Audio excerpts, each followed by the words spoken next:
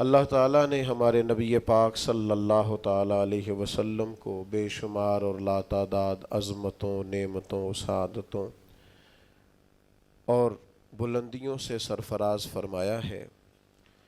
ان میں سے حضور علیہ السلام کی ایک عظمت اور ایک بلندی یہ ہے کہ وَإِنَّكَ لَعَلَىٰ خُلُقٍ عَظِيمٍ، فرمایا محبوب بے شک آپ عظیم اخلاق پر ہیں، آپ کے خلق، آپ کی خو بڑی عظیم ہے۔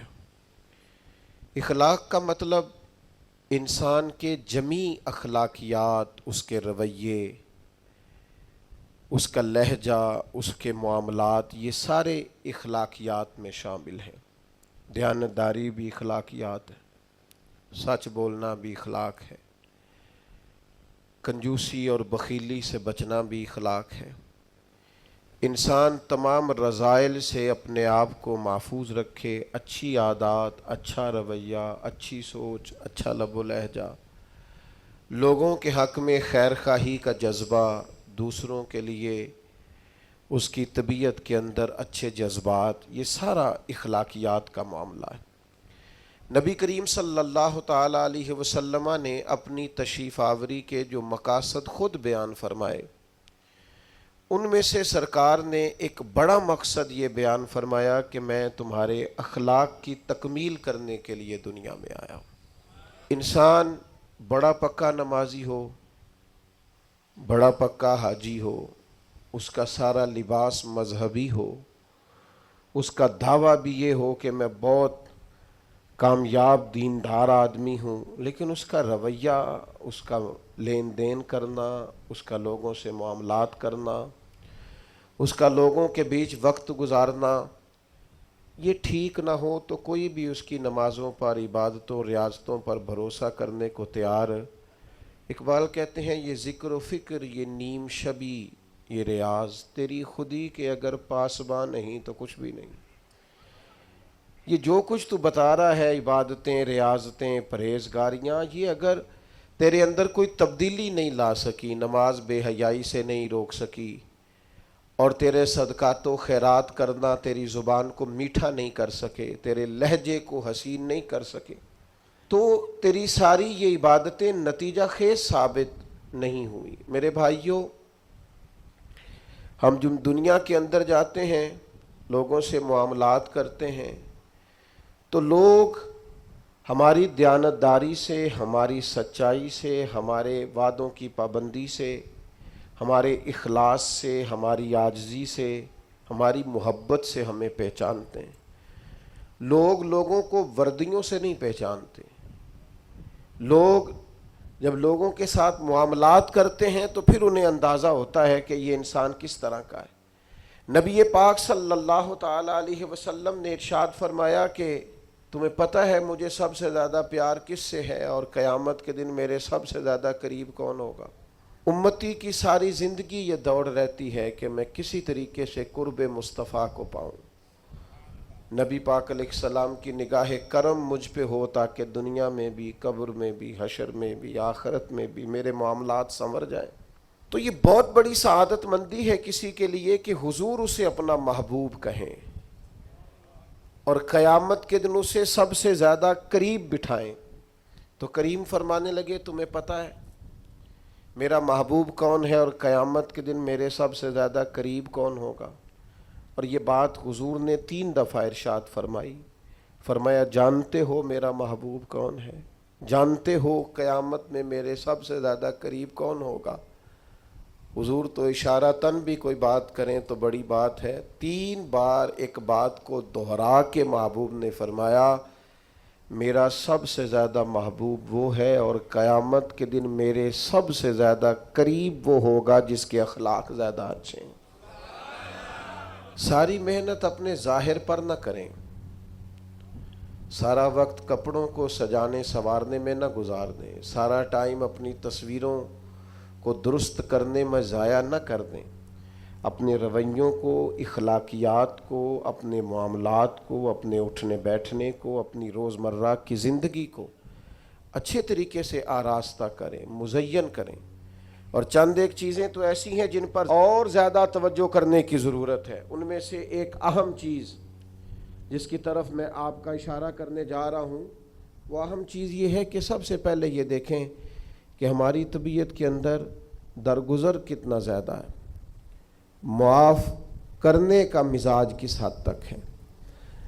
میں اکثر یہ دیکھتا ہوں کہ ہم چاہتے ہیں کہ لوگ صرف میرے معیار کے مطابق چلیں، میری طبیعت کے مطابق ڈھلیں، تو پھر تو میں ان کے ساتھ وقت گزارنے کو تیار ہوں۔ لیکن اگر ہمیں کبھی سامنے والے کی طرف سے مخالف رائے کا سامنا کرنا پڑتا ہے، اور کبھی وہ کچھ اپنی بھی رائے رکھتا ہے اور کچھ اپنی بھی مجبوریوں کا اظہار کرتا ہے، تو ہم درگزر کرنے کو تیار نہیں ہوتے۔ یاد رکھیے گا، اللہ تعالیٰ نے انسان کو خوبیوں اور خامیوں کا مجموعہ بنایا۔ انسان کے اندر بحیثیت انسان خامیاں بہرحال باقی رہتی ہیں، تو چونکہ اس میں خامیاں باقی رہتی ہیں تو ہمیں اس کی خامیوں، غلطیوں اور بشری کمزوریوں سمیت اس سے پیار کرنا پڑے گا۔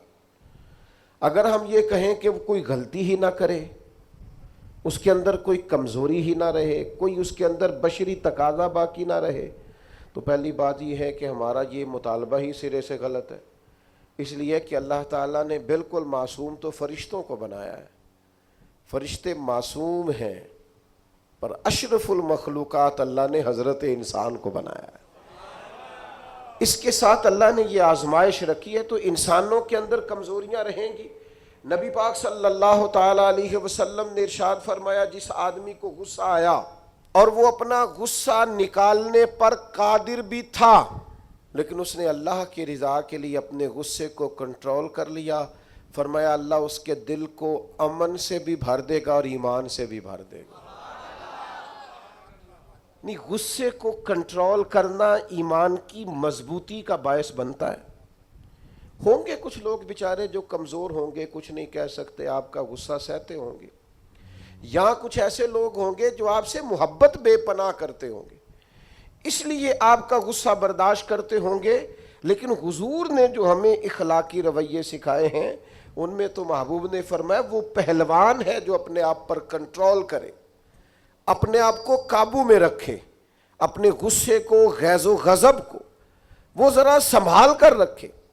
ہم اپنے آپ پر کنٹرول نہیں رکھتے، بہت ساری باتیں ہیں جو ہم کر لیتے ہیں، لیکن چونکہ مومن ہیں، حضور علیہ السلام کے غلام ہیں، مجھے اچھی طرح پتہ ہے کہ سینکڑوں ہزاروں لوگ ایسے ہیں جن کو بعد میں پچھتاوا ہوتا ہے کہ مجھے یہ بات نہیں کرنی چاہیے تھی، مجھے اس طرح کا رویہ نہیں رکھنا چاہیے۔ کچھ بولیاں بول لیتے ہیں، لیکن چونکہ اندر ایک مومن بستا ہے، حضور کا غلام بستا ہے، تو پھر دل پچھتاتا ہے، سینے میں بات کھٹکتی ہے۔ میرے بھائی بہت پہلے سے اپنے اوپر کنٹرول کریں، اپنے آپ کو غیظ و غضب سے، ناراضگی والے جملے بولنے سے بچائیں۔ ہاں بالکل ناراض نہ ہونا بھی زیادتی ہے، ناراض ہونا بھی چاہیے، اور بڑا زبردست ہونا چاہیے، سخت شدت کے ساتھ غصہ کرنا چاہیے، پر کب؟ جب اللہ کی حدوں کو توڑا جائے، جب شریعت کی مخالفت کی جائے اور بے جا دین کی باتوں کو چھوڑا جائے، اللہ کی رضا کے لیے ناراض ہو۔ سیدہ طیبہ طاہرہ حضرت عائشہ صدیقہ رضی اللہ تعالیٰ عنہ فرماتی ہیں، کبھی اپنی ذات کے لیے حضور ناراض نہیں ہوئے، لیکن اگر اللہ کی حدیں توڑی جاتی تھی تو ناراض ہوتے تھے۔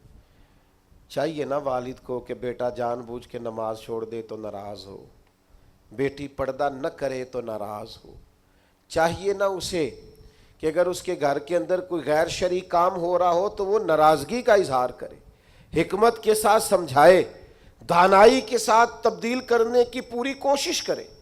آپ کا دل اس وقت پوری طور پر ناراض ہو جب آپ شریعت کی مخالفت ہوتے ہوئے دیکھیں۔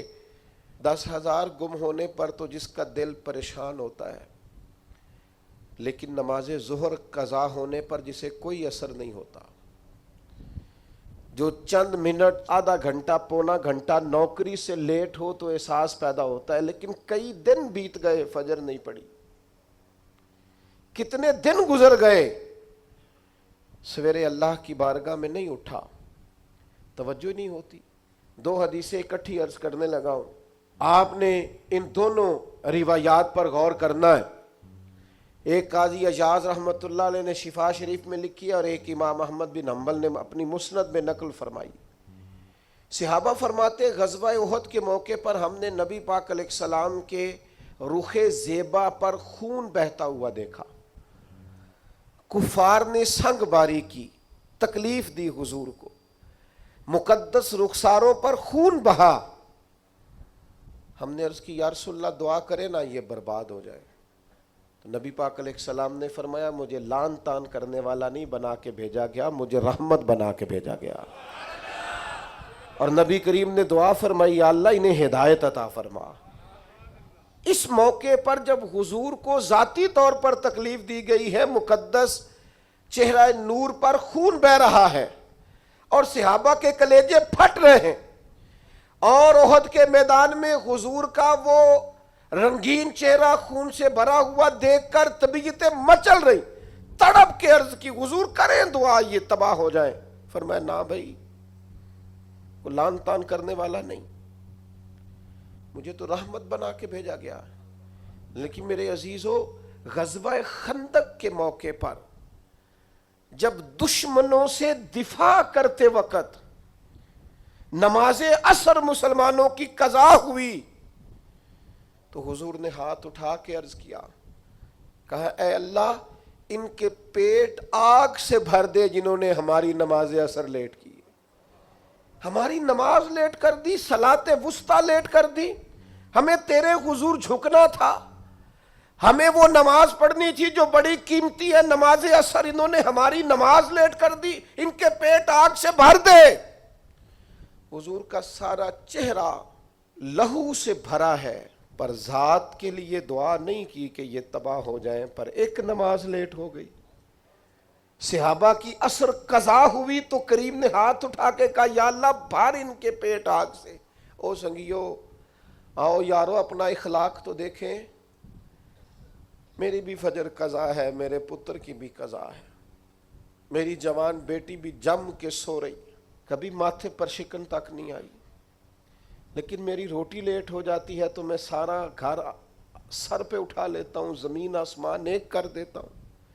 میرے بچے، آپ کے بچے ہماری نگاہوں کے سامنے وہ پوری طرح بری سوسائٹی کا شکار ہو جائیں اور وہ جانے کس کس گناہ میں لگ جائیں، معاذ اللہ شکن تک نہیں آتی، لیکن میرے کپڑے وقت پر استری نہیں ہوئے، مجھے ٹائم پر فلاں چیز نہیں دی گئی، آسمان سر پہ اٹھا لیا جاتا ہے.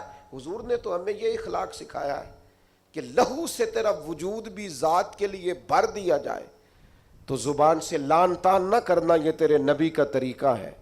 ہاں، اس شخص سے بچنا جو تیری نمازوں کو قضا کرنے کا ذریعہ بنے. ایسے لوگوں کے بارے میں تیرا رویہ سخت ہونا چاہیے جہاں تیری عبادات، تیری اللہ کی بندگی داؤ پہ لگتی تجھے نظر آئے. خدا را دین کا مزاج تو سمجھیں، ہم کس طرف چلیں. اور پھر یہاں میں بڑی ذمہ داری سے یہ بات بھی عرض کر دوں، حضور راضی نہیں ہے اس بندے سے جو میلاد کی جھنڈیاں لگائے اور نماز چھوڑ دے، جو جلسہ وقت پہ کرائے، محفل کے لیے صبح شام ایک کر دے اور نماز کے معاملے میں سستی کرے. ایسے ہی جان بوجھ کر اگر بلی کو دیکھ کر کبوتر آنکھیں بند کرے گا تو اس کا معنی کیا ہے؟ آپ کے چھپ جانے سے اور ذرا کسی برکت والی چیز کے پیچھے چھپنے سے شریعت کا حکم بدل جائے گا، اصل چیز تبدیل کر دی جائے گی. حقیقتیں رہتی ہیں، حقیقت چھپ نہیں سکتی بناوٹ کے اصولوں سے، اور خوشبو آ نہیں سکتی کبھی کاغذ کے پھولوں سے. شریعت کا حلال حلال رہے گا اور حرام حرام رہے گا. تھوڑا سا اپنی ذات کے لیے معافی دے کے تو دیکھیں، غلطی ہو گئی ہے بہو سے، اس کے ابا جی نے پنچایت میں آ کے پگڑی کھول کے تیرے پیروں کے سامنے رکھ تو دی تھی، اس کے بھائی نے ہاتھ بھی باندھے تھے کہ آئندہ نہیں کرے گی، چل کر دے معاف، کوئی بات نہیں، کوئی کفر نہیں ہو گیا. ہو گئی ہے نا غلطی تیرے ملازم سے، بیچارہ غریب ہے، وہ کہیں اور جا کے اس عمر میں بڑھاپے میں کہاں نوکریاں ڈھونڈتا پھرے. چل ہو گئی ہے غلطی، معاف کر دے، درگزر کر